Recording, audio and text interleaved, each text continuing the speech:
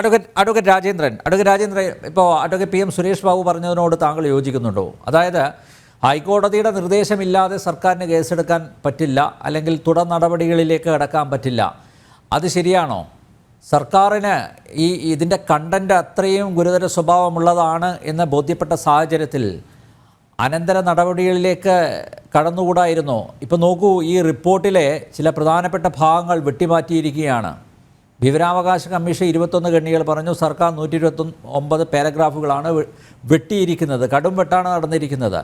അപ്പോൾ ആരെയൊക്കെയോ, അതായത് ചില പ്രമുഖർ, അവരെയൊക്കെ സംരക്ഷിക്കേണ്ട ബാധ്യത സർക്കാരിനുണ്ട്.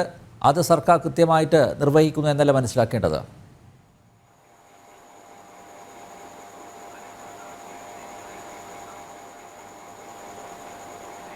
തീർച്ചയായിട്ടും സർക്കാർ അവർക്ക് താല്പര്യമുള്ള ചില ആൾക്കാരെ സംരക്ഷിക്കുന്നതിന് വേണ്ടിയാണ് 2019 സമർപ്പിക്കപ്പെട്ട ഈ കമ്മീഷൻ റിപ്പോർട്ട് പൂഴ്ത്തിവെച്ചത്. കാരണം ഇപ്പോൾ ബഹുമാനപ്പെട്ട സുരേഷ് ബാബു വക്കീലിനോട് ചോദിച്ചപ്പോൾ അദ്ദേഹത്തിന് അതിന് നേരെ മറുപടി പറയാൻ കഴിയില്ല. കാരണം അദ്ദേഹത്തിന് അറിയാം ഇതിൻ്റെ പിന്നാമ്പുറ കഥകൾ എന്താണെന്ന് അദ്ദേഹത്തിന് നന്നായിട്ട് അറിയാം. ഇപ്പോൾ 2019 ജസ്റ്റിസ് ഹേമ അധ്യക്ഷയായിട്ടുള്ള മുതിർന്ന IAS ഓഫീസറായിരുന്ന വത്സലകുമാരിയും അതുപോലെ പ്രമുഖ സിനിമാ താരമായിട്ടുള്ള ശാരദ, ഇവർ 3 പേര് അടങ്ങിയ ഒരു കമ്മിറ്റി വളരെ വിശദമായ തെളിവെടുപ്പിന് ശേഷം സമർപ്പിച്ച ദീർഘമായൊരു റിപ്പോർട്ടാണ്. സത്യത്തിൽ ഇപ്പോൾ സിനിമാ മേഖലയിൽ ഇത്തരത്തിലുള്ള ധാരാളം തെറ്റായ പ്രവണതകൾ നിലനിൽക്കുന്നു എന്ന് ഒരുപക്ഷെ നമ്മൾ പലപ്പോഴും പറഞ്ഞു കേട്ടിട്ടുണ്ടെങ്കിലും ഇത്ര ആഴത്തിലുള്ളതാണ് സിനിമാ മേഖലയിൽ നിലനിൽക്കുന്ന ഇത്തരം വൃത്തികെട്ട, ആ വാക്ക് തന്നെ ഉപയോഗിക്കേണ്ടി വരും, വൃത്തികെട്ട പ്രവണതകൾ എന്ന് പറയുമ്പോൾ അതിനെ സംബന്ധിച്ചൊരു റിപ്പോർട്ട് ഇപ്പോൾ WCCയുടെ രൂപീകൃതമായതിനു ശേഷം അവർ മുഖ്യമന്ത്രിക്ക് നൽകിയ ഒരു പരാതിയുടെ അടിസ്ഥാനത്തിലാണ് ഇത്തരത്തിൽ സിനിമാ മേഖലയിലെ സ്ത്രീകൾ അനുഭവിക്കുന്ന അല്ലെങ്കിൽ അവർ നേരിടുന്ന പ്രശ്നങ്ങളെക്കുറിച്ച് പഠിക്കുവാൻ ഒരു കമ്മിറ്റിയെ നിയോഗിച്ചതെന്നാണ്. സത്യത്തിൽ ഈ കുടത്തിൽ നിന്ന് ഭൂതത്തെ തുറന്നുവിട്ടതുപോലെയായിപ്പോയി സർക്കാരിൻ്റെ നടപടിയെന്ന് തോന്നുന്നു. അതുകൊണ്ടാണ് ആ റിപ്പോർട്ട് പൂഴ്ത്തിവെച്ചത്. ആ റിപ്പോർട്ടിനകത്ത് പരാമർശിക്കപ്പെട്ട വിഷയങ്ങളുടെ അടിസ്ഥാനത്തിൽ കേസെടുക്കുന്നതിന് സർക്കാർ ഒരു കോടതിയുടെയും അനുമതിക്ക് കാത്തു നിൽക്കേണ്ട ആവശ്യമില്ലായിരുന്നു.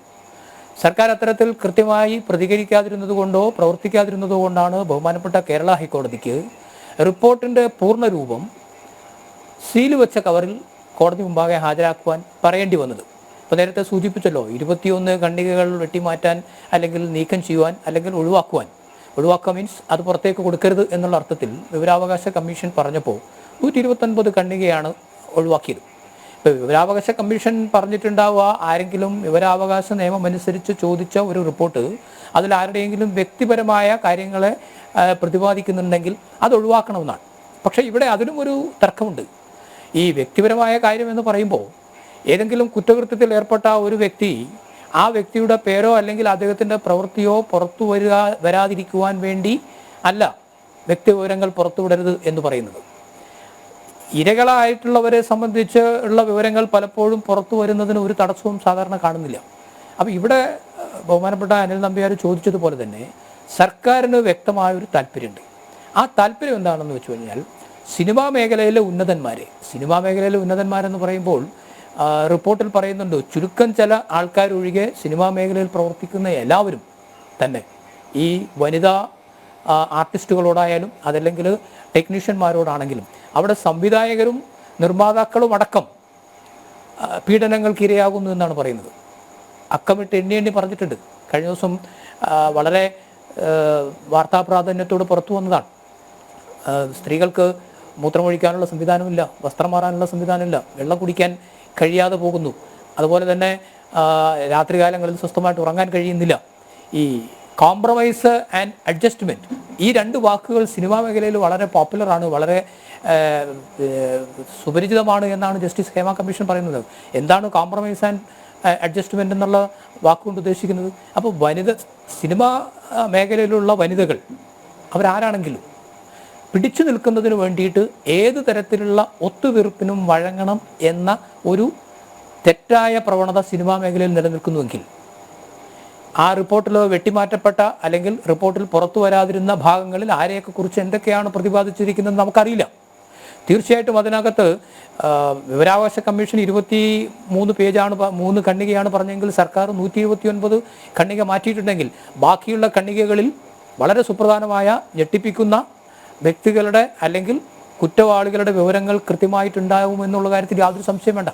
അവരെ സഹായിക്കാൻ വേണ്ടിയിട്ടാണ് ഇത് ചെയ്തിട്ടുള്ളതെങ്കിലും യാതൊരു സംശയം വേണ്ട. എനിക്ക് മനസ്സിലാകാത്തത് സിനിമാ മേഖലയിൽ പ്രവർത്തിക്കുന്ന ധാരാളം സംഘടനകളുണ്ട്, ഒന്ന്.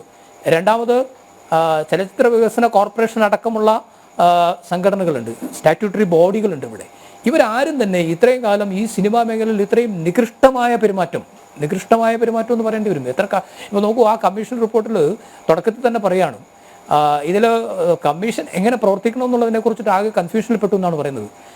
സിനിമാ മേഖലയിൽ പ്രവർത്തിക്കുന്ന ആൾക്കാരെ ആരെയൊക്കെ വിളിക്കണം, എങ്ങനെ വിളിക്കണം, പത്രപരസ്യം കൊടുത്തിട്ടു, ഒരാൾ പോലും റെസ്പോണ്ട് ചെയ്തില്ല. അവസാനം നമ്പറുകൾ സംഘടിപ്പിച്ചു, ആൾക്കാരുടെ പേരുകൾ സംഘടിപ്പിച്ചു, അവരെ ഫോണിൽ വിളിക്കുമ്പോൾ അവർ ഫോൺ എടുക്കാൻ തയ്യാറാകുന്നില്ല. ചിലരെയൊക്കെ നേരിട്ട് കണ്ട് മെസ്സഞ്ചർ വഴി അവർ കമ്മീഷൻ മുമ്പാകെ ഹാജരാകാൻ പറഞ്ഞ് നോട്ടീസ് കൊടുത്തു വിട്ടപ്പോൾ ആ അഡ്രസ്സിൽ അവർ താമസമില്ല.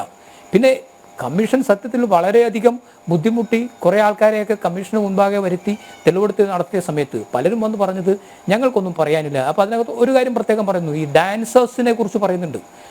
ഡാൻസർ സിനിമാ മേഖലയിലെ ഡാൻസർമാരെ ഇതിൻ്റെ തെളിവെടുപ്പുമായി ബന്ധപ്പെട്ട് വിളിച്ച സമയത്ത് ഒരാളെ പോലും കിട്ടിയില്ല. അവസാനം 2 പേര് വന്നു എന്നാണ്.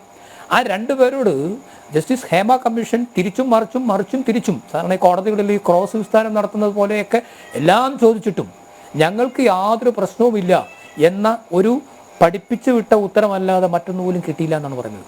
അതുപോലെയാണ് ടെക്നീഷ്യന്മാരുടെ കാര്യങ്ങൾ പറഞ്ഞിട്ടുള്ളത്.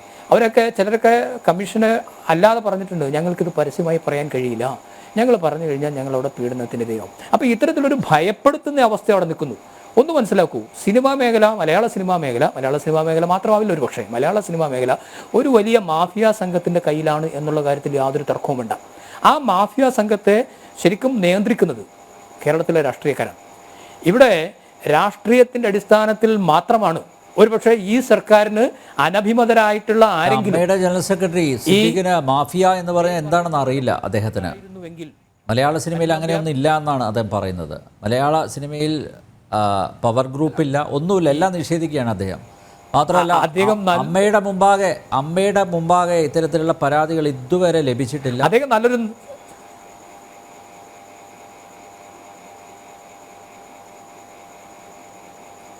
നല്ലൊരു നടനല്ലേ അനിൽ നമ്പ്യാർ.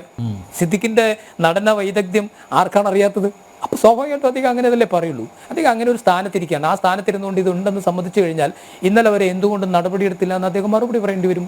ഇവിടെ അതിനെതിരെ പ്രതികരിച്ചിട്ടുള്ള, ഇപ്പോൾ അമ്മയ്ക്ക് പരാതി കിട്ടിയില്ല എന്ന് അവർ പറയുന്നു, അതിനെതിരെ പ്രതികരിച്ചിട്ടുള്ള ബഹുമാനായ പ്രശസ്ത നടൻ തിലകൻ അടക്കമുള്ളവർ, സുരേഷ് ഗോപി അടക്കമുള്ളവർ നേരിട്ടിട്ടുള്ള ഒഴിവാക്കലുകൾ അല്ലെങ്കിൽ ഒറ്റപ്പെടുത്തലുകൾ നമ്മൾ കണ്ടതല്ലേ. അപ്പം സ്വാഭാവികമായും ആ മേഖലയിൽ നിൽക്കുന്നവർ ആ മേഖലയിൽ നിന്ന് പുറത്താകാതിരിക്കാൻ വേണ്ടിയിട്ട് ഇവരുമായി ഒത്തുപോകേണ്ടി വരുന്ന, ഒന്ന് ആലോചിച്ച് നോക്കൂ, വനിതകളായിട്ടുള്ള സ്ത്രീകളായിട്ടുള്ള സിനിമാ പ്രവർത്തകർ, അവർക്ക് പകൽ മുഴുവൻ സൈറ്റിൽ നിൽക്കുന്ന സമയത്ത് മൂത്രമൊഴിക്കാനുള്ള സൗകര്യമില്ലാത്തതിനാൽ വെള്ളം കുടിക്കാറില്ല എന്ന് പറയുമ്പോൾ, രാത്രികാലങ്ങളിൽ ഉറങ്ങാൻ കഴിയില്ല, മുറിയിൽ തട്ടിവിളിക്കുമെന്ന് പറയുമ്പോൾ, കഴിഞ്ഞ ദിവസം കൊല്ലം തുളസി തമാശയ്ക്ക് പറഞ്ഞത് നമ്മൾ കേട്ടതല്ലേ. അപ്പം സർക്കാർ നിങ്ങൾ ചോദിച്ച ചോദ്യത്തിന് വളരെ കൃത്യമാണ്. ഹൈക്കോടതിയുടെയോ അല്ലെങ്കിൽ ഏതെങ്കിലും ഒരു കോടതിയുടെ ഇടപെടലൊന്നും ഇല്ലാതെ തന്നെ കഴിഞ്ഞ 3.5 കൊല്ലമായി സർക്കാരിൻ്റെ പക്കലിരിക്കുന്ന ഈ റിപ്പോർട്ടിൻ്റെ അടിസ്ഥാനത്തിൽ കുറ്റകൃത്യം നടന്നു എന്ന് ഏതായാലും ജസ്റ്റിസ് ഹേമ സമർപ്പിച്ച റിപ്പോർട്ട് ആരും നോക്കിയിട്ടില്ല എന്ന് പറഞ്ഞാൽ ആരും വിശ്വസിക്കില്ല. അത് കാണേണ്ടവരൊക്കെ കണ്ടു, കാണേണ്ടവരെയൊക്കെ കാണിച്ചത് കൊണ്ടാണ് വിവരാവകാശ കമ്മീഷൻ പറഞ്ഞതിനപ്പുറത്തേക്ക് പിന്നെയും 100-നടുത്ത് ഖണ്ഡികകൾ വെട്ടിമാറ്റിയിട്ടുള്ളത്. അപ്പോൾ സംരക്ഷിക്കാനാണെന്നുള്ള കാര്യത്തിൽ യാതൊരു തർക്കവും വേണ്ട. കേസെടുക്കാൻ സർക്കാരിന് എല്ലാ അധികാരവുമുണ്ട്. പോലീസ് ഡിപ്പാർട്ട്മെന്റ് ഈ റിപ്പോർട്ടിന്റെ അടിസ്ഥാനത്തിൽ റിപ്പോർട്ട് പഠിച്ച് കേസെടുക്കേണ്ടവർക്കെതിരെ കേസെടുക്കാൻ പറഞ്ഞിരുന്നെങ്കിൽ സ്വാഭാവികമായും കേസെടുക്കുമായിരുന്നു. ഒരുപക്ഷെ കമ്മീഷണറിന്റെ മുമ്പാകെ മൊഴി കൊടുക്കാൻ ഭയന്നവർ പോലും പോലീസിന് മുമ്പിൽ പോയി കൃത്യമായി മൊഴി കൊടുക്കുമായിരുന്നു. ഇത് രാഷ്ട്രീയ പ്രേരിതമാണ്. തൽക്കാലം നിവൃത്തിയില്ലാത്തത് കൊണ്ട് മാത്രമാണ് സർക്കാർ ഈ റിപ്പോർട്ട് പുറത്തുവിടാനിടയായിട്ടുള്ളത് എന്നാണ് എൻ്റെ അഭിപ്രായം.